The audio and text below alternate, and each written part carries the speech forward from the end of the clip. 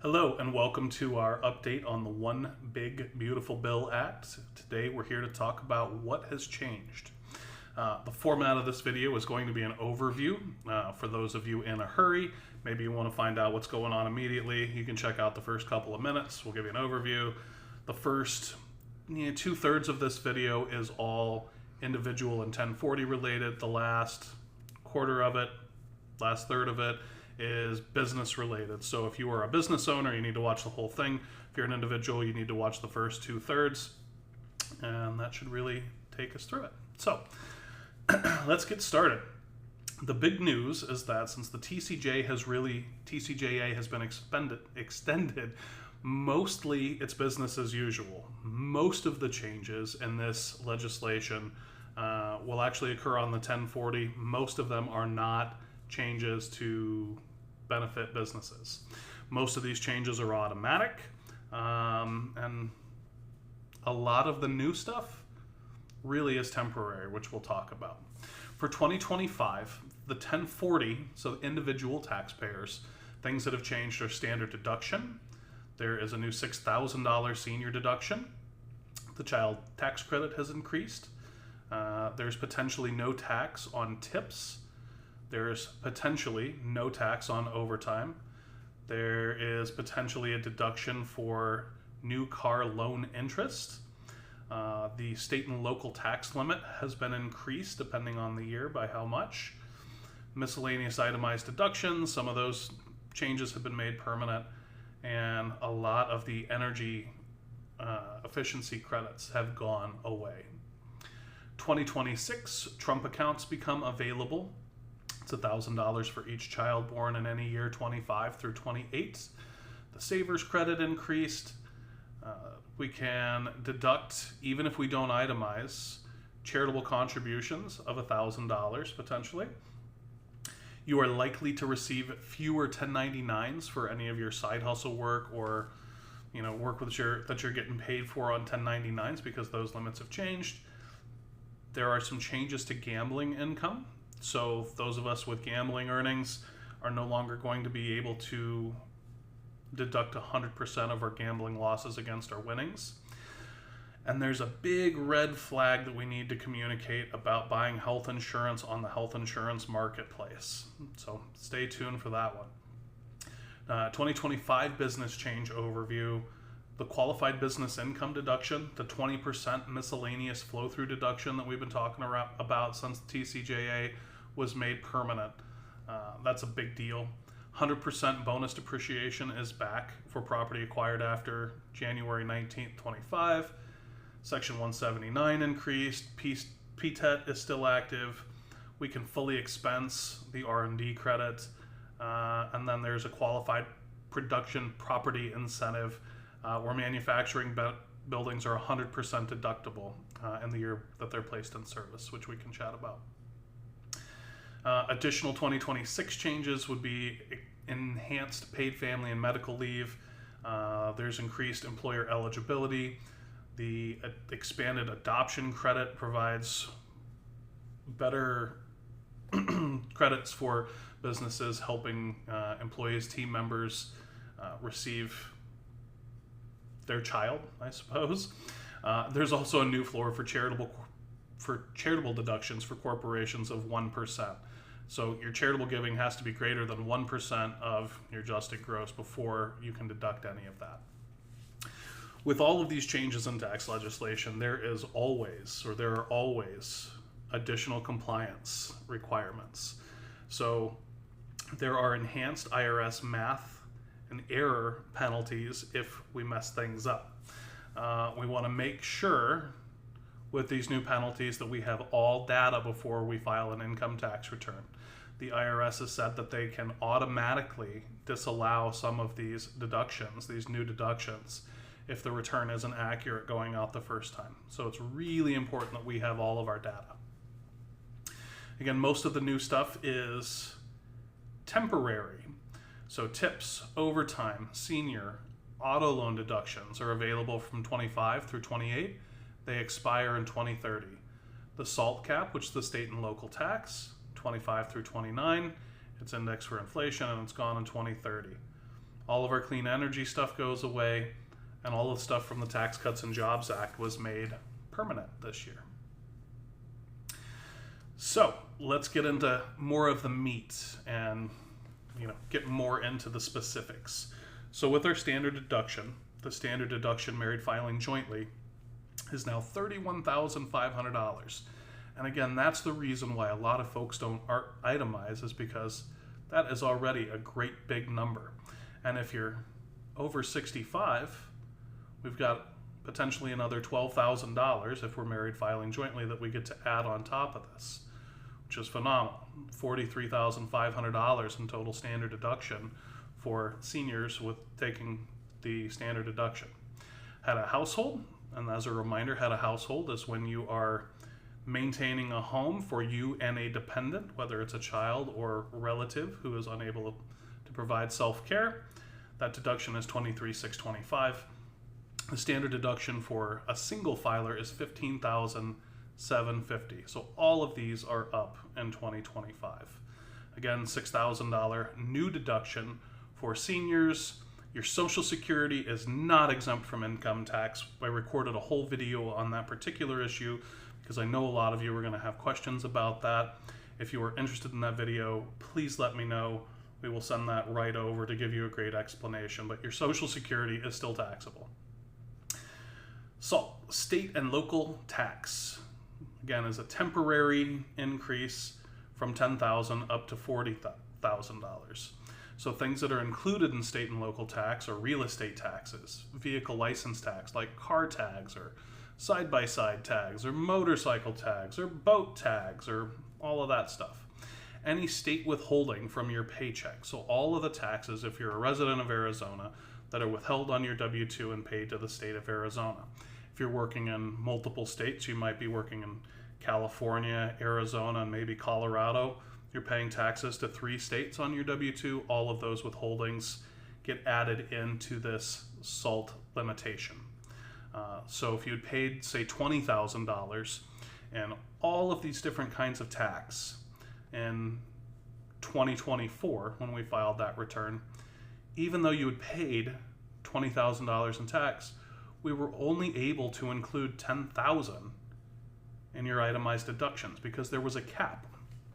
Now that cap is $40,000.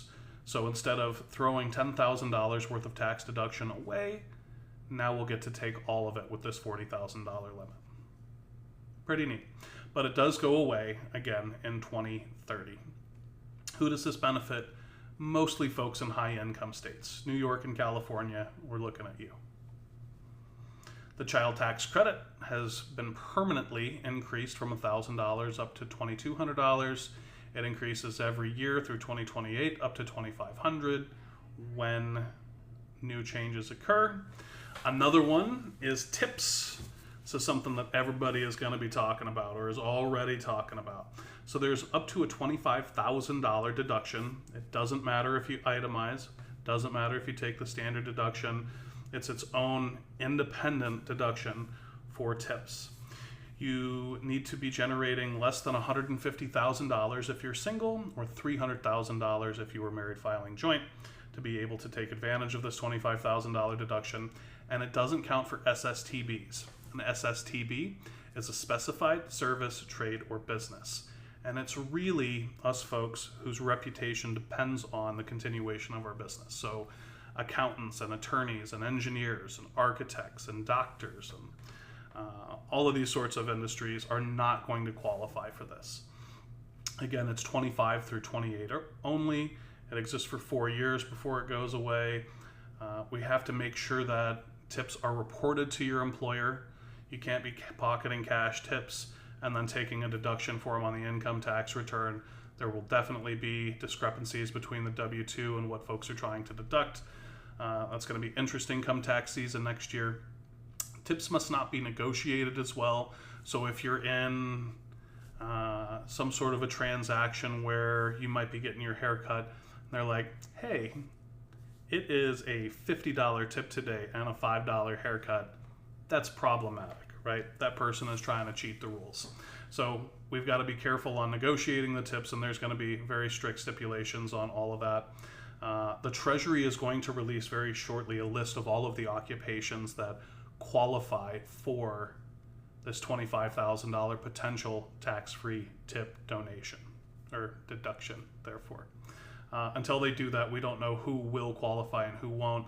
So we're waiting on some additional guidance from the United States Treasury to figure out exactly which occupations are going to qualify. Overtime is another brand new deduction, and it doesn't matter if you itemize or take a standard deduction. This deduction stands all by itself. The deduction is up to $12,500 in overtime if you are single, $25,000 if you're married filing jointly. However, it's not what you think, or at least it's not what I thought. I thought that it was going to be all of the time and a half, right? So if you're working, to make math really easy, and you're earning $10 an hour, your time and a half would be the 10 plus half of that would be 5 at $15 an hour, right? So I had thought that the whole $15 an hour would be added up to qualify for that, and that's not true. What actually is deductible is the half portion of the time and a half. So in that same example, if you're making $10 an hour and your overtime pay is $15 an hour, the half is that $5 an hour, and that is the portion that's deductible with this new piece of legislation. Holiday pay, if you're going in and you're getting time and a half on a holiday, that's not going to qualify. Exempt employees who are on salary and are not required by FLSA to receive overtime pay are also not going to qualify. Overtime has to be required by FLSA to be eligible for it. It will show up on your W-2 if you are a small business owner. You may need to review your payroll configuration. If you're with a company like ADP, they might be doing it for you automatically. If you're with a smaller company and you're not paying for kind of an elite tier service, you're more than likely going to have to make a lot of these adjustments yourself or have us do it. So please let me know if that's something that we need to do. Another new piece of legislation is that millionaires cannot collect unemployment. You may not be able to receive unemployment benefits if wages exceeded $1 million for 4 quarters before filing. And that one starts on January 4th of 2025. So it is already in effect at the recording of this video. If you got a yacht in Arizona, you do not get to qualify to receive unemployment benefits. Solar tax credit expires on 12/31/2025. So forever, as long as this solar credit has existed, you have had to have the solar operational in the year that you're going to take the 30% solar credit and the $1,000 on the state of Arizona return. That's not true for 2025. In 2025, anything that you pay for the solar credit, whether or not it's in service, so long as it's paid before 12/31/2025, is going to be deductible or is going to be a tax credit for the 2025 tax season. We don't know what Arizona is going to do yet. We don't have any guidance from the state, but that's how the federal is going to work. The electric vehicle credits, there was a 2,500 use electric vehicle credit. You can still use that credit until September 30th of 2025, at which point it will expire and you will no longer be able to use it. There was a $7,000 electric vehicle credit for new vehicles, and it also expires on 9/30 of 2025. It's gone. Insulation and energy efficient home tax credits, windows, doors, that sort of stuff is all scheduled to go away on June 30th of 2026. New car loan interest. Another really cool one. Don't need to itemize deductions. Doesn't matter if you take the standard deduction. This deduction, again, stands on its own. So it is a maximum of $10,000 in interest paid to a bank or a credit union. It has to be for a new car, truck, or motorcycle. The vehicle has to weigh less than 14,000 pounds. Again, no used cars, no salvage titles, only new cars, trucks, motorcycles weighing less than 14,000 pounds. Additional requirements. The vehicle must have undergone final assembly in the United States. Well, how do you know that? Well, we have this lovely VIN decoder. that the government has provided us. www.nhtsa.gov/VIN-decoder.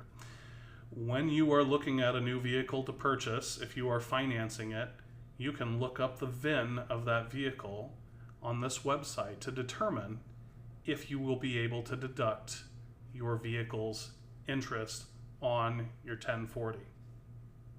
The vehicle has to be purchased in 2025 or later, and there are adjusted gross income limits, 100,000 single or 200,000 married. Cool deduction, hoops to jump through. Make sure that you're checking the vehicle before you purchase it to find out if you are going to qualify for it. I guarantee there will be a bunch of people in my office next year that think that they're going to be able to deduct their car interest on used cars, salvage title cars, and vehicles that were assembled abroad that they're not able to. And there are going to be a lot of people angry at me when I tell them that rule. Be aware. Third-party network. Third-party network would be eBay, Shopify, Etsy, things that you're selling there. The new limit is $20,000. It's been reinstated. So you will not be receiving a 1099K unless you are breaking this limit, which is great. I know that there's a lot of people that have been really worried about that. Forbes 1099 NEC and 1099 miscellaneous have had a reporting threshold at $600, right? Anything over $599, you are required to receive or put out, depending on which end of the transaction you were on, a 1099 NEC or miscellaneous. Well, that threshold has just been raised to $2,000. So you will not receive a 1099, or you're not required to receive a 1099 NEC or miscellaneous until you generate $2,000 or more revenue. I have definitely seen 1099 miscellaneous and NEC forms for 1 penny. Just saying, people are still going to put them out, but you're not required to $2,000 or less anymore. The Trump account is something that is going to be available on July 4th of 2026. There is $1,000 in free money for any child born in 25 through 28. It expires off after that. Your boss can add to it. Your employer can add to it. You should take that money. However, we don't see that it is going to be more beneficial than Roth IRAs if your child is eligible for one of those, or a 529 because it can be used for a number of other things. When we have a Trump account as well, there are no withdrawals from that account before age 18 unless the child dies. So that can be a positive thing because it makes sure that that savings is going to be available for the kid when they reach college age, when they graduate. But also,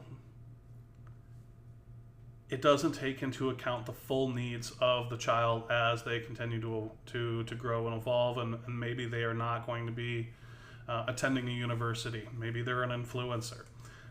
That makes it difficult to pull money out of that account if you need it for other reasons. There are also stiff penalties for over-contributions to the Trump account. It's a 100% tax. And there are $500 penalties for improper claims on contributions to this account. So it is very important, again, just like everything in taxation, to make sure that we understand the rules when these things happen, that we're funding them under or at the contribution limits on an annual basis, and we're following all of the rules for the Trump accounts, because it sounds like they're going to get pretty nasty if we don't. Charitable contributions, again, start in 2026, where we can claim $1,000 single or $2,000 joint if we don't itemize. These deductions are claimed after your adjusted gross income to come up with taxable income. So, like Medicare benefits, your AGI is computed off of your Medicare. Your Medicaid benefits cost is computed off of your AGI. So are things like when you're applying for health insurance through the health insurance marketplace, also uses this number. There's a lot of numbers that use this AGI number, so it's not going to reduce your AGI because it happens afterwards, but it's still an opportunity for people to deduct charity even though they are not able to itemize necessarily. And there is a new floor, which is 0.5% of adjusted gross income. So the higher your income, the more money you're going to have to throw away before you're able to deduct that $1,000. So if your adjusted gross income is $75, the first $375, 0.5% of 75 goes in the garbage. So you would have to have $1,375 in total charity to be able to deduct that $1,000. Again, new in 26. HSAs, there is cool. I love HSAs. I just love HSAs. I think that they're a really cool vehicle for medical expenses because so many of us don't get to itemize anymore. This is a way for us to have our medical expenses deducted. So the government is encouraging and expanding the use of HSAs. More plans are going to qualify on the health insurance marketplace. They've broadened the eligible plans. Telehealth is now okay for HSAs, and we have new limits that have increased. So the 2025 limit is $4,300. 2026 goes up by $100. This is for self-coverage. Family care is more or less double at $8,550, $8,750. And if we're over age 55, then we get an extra $1,000 per person. So HSAs, expanding, growing, exciting things with HSAs. We talked in the beginning of this video about the net premium tax credit. So if you're buying health insurance on the health insurance marketplace, right now it's really important that we report income that's correct, right? When we're applying for that plan. If we underreport income and our income goes way up, we might start Social Security that year. We might have inheritance. We might get a big bonus that we weren't expecting. We might, unexpectedly start a small businesses. There's been lots of events that trigger additional income in the middle of the year. And what we know is, in the past, when you have that increase in income, the amount of credit, the net premium tax credit that you're eligible to receive drops. So you have to pay a portion of that, essentially, depending on how high your income went up and how eligible you were for those credits. Well, now there's a cliff. So if your income is over that 400% of the federal poverty level, it's not a portion of the credit that you have to repay, it's all of it. They claw back the entire thing. So in this example, we use a $91,000 inheritance on estimated income of $54,000. The taxpayer received $11,200 in the advanced net premium tax credit.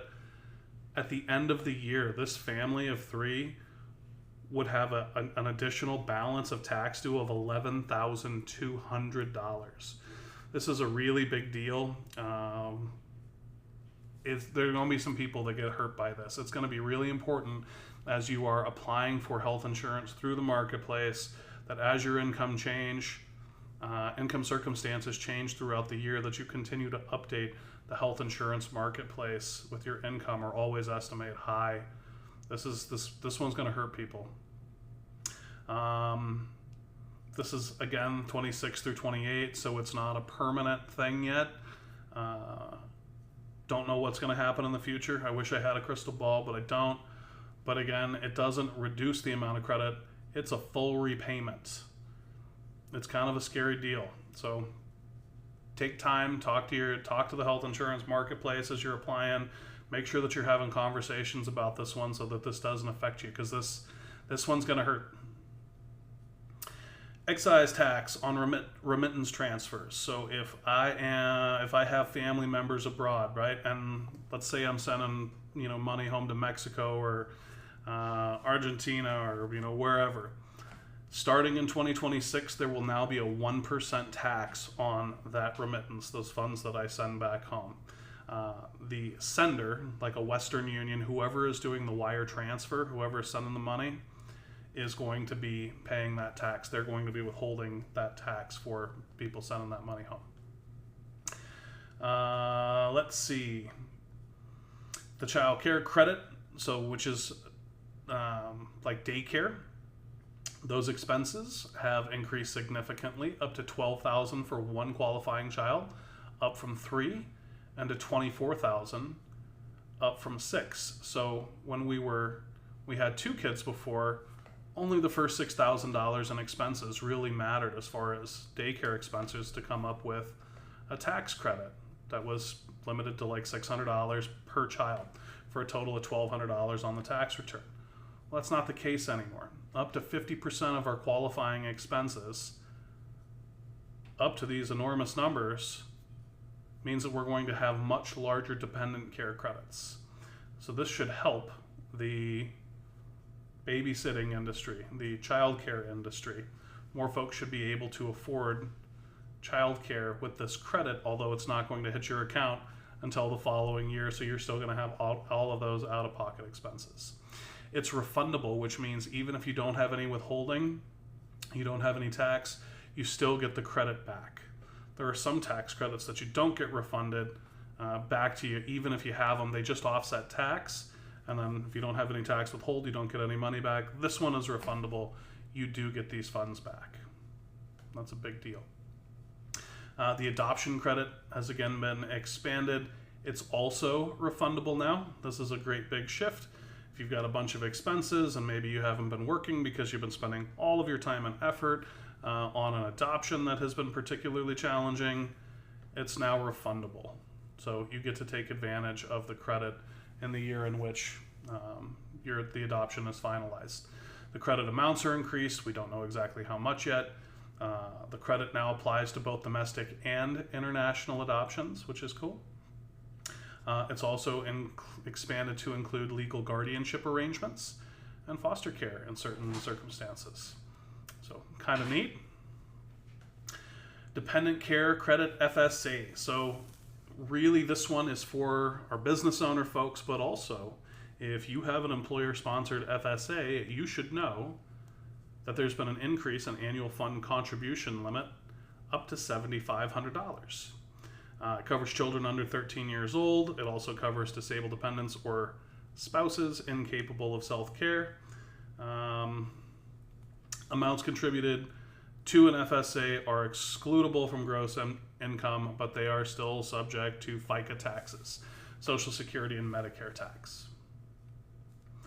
This is another really big one that we have used for planning. If you have a large amount of capital gains that you might be subject to paying, it might be selling an investment home, it might be stocks that you've owned for a really long time, that sort of thing. If you have a large capital gain that you don't want to pay tax on, there is something called an opportunity zone. That's a great place to park those monies, where we can potentially reduce the amount of tax by 15% over a period of years, and then some of the earnings on that are also tax-free. I'm not going to talk too terribly much about the opportunity zone because not a lot of folks have used it, but I have talked about it in the past for folks who it works great for. So if you would like to talk about how any of these changes impact your specific situation, we would love to chat with you.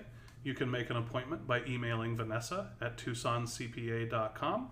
You can reach out to us on our website, TucsonCPA.com. There's a contact sheet there, or you can call Lucy at the front desk at 520-790-2738. If you're an individual, thank you so much for sticking in there. Appreciate having the opportunity to educate you about what's going on with this new legislation. We'll let you leave here, and business owners, let's get into the next section.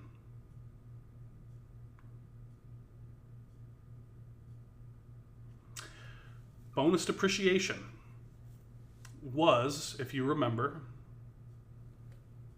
at 100% in the beginning parts of the TCJA, the Tax Cuts and Jobs Act. Depending on where you were sitting, we may have elected out of bonus depreciation because it doesn't always make great sense. If you don't have a lot of income, it doesn't make sense to write everything off when your tax bracket is as low as possible, right? We want to sometimes hold on to expenses to years where you're going to be paying tax in a higher bracket to take depreciation. But under this scenario now, we still have a lot more tools. We can take bonus depreciation, write everything off using bonus depreciation for new assets placed in service in certain asset class areas. Kind of neat. Section 179 is available up to $2.5 million worth of equipment.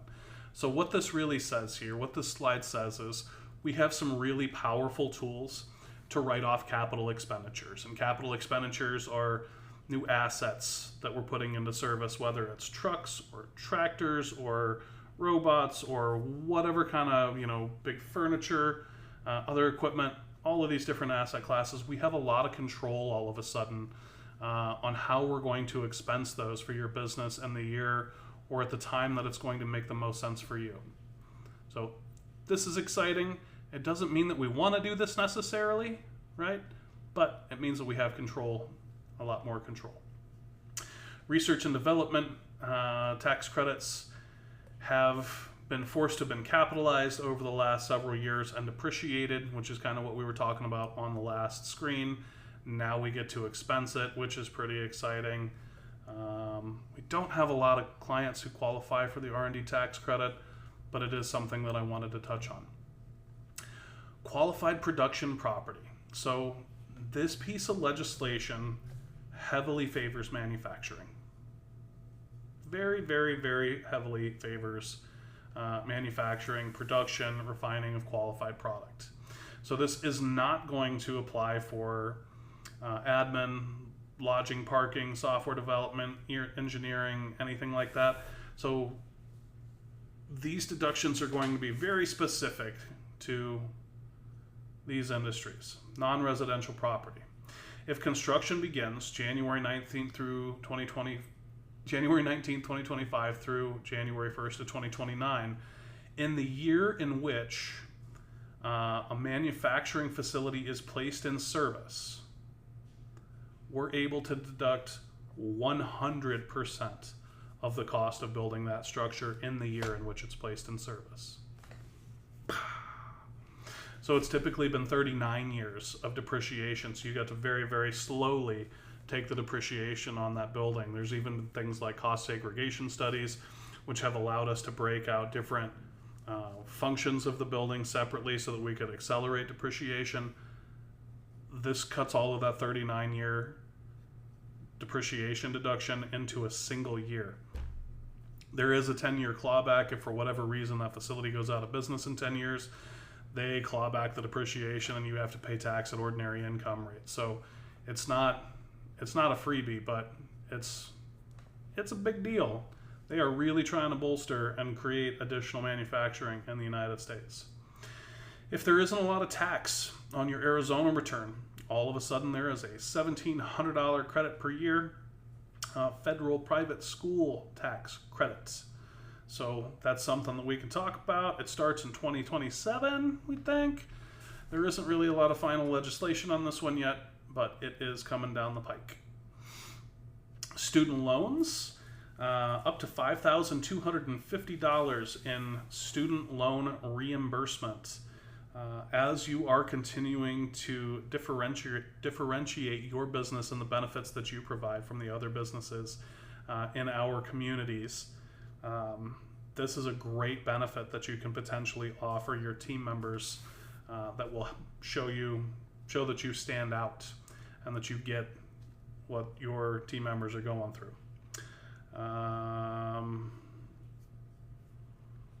Still easier to use 529 to pay for private school. Yep, you can still absolutely pay 529s or contribute to 529s for private school.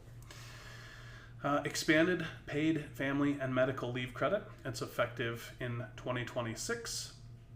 The credit is addended, which actually means extended and expanded to small employers.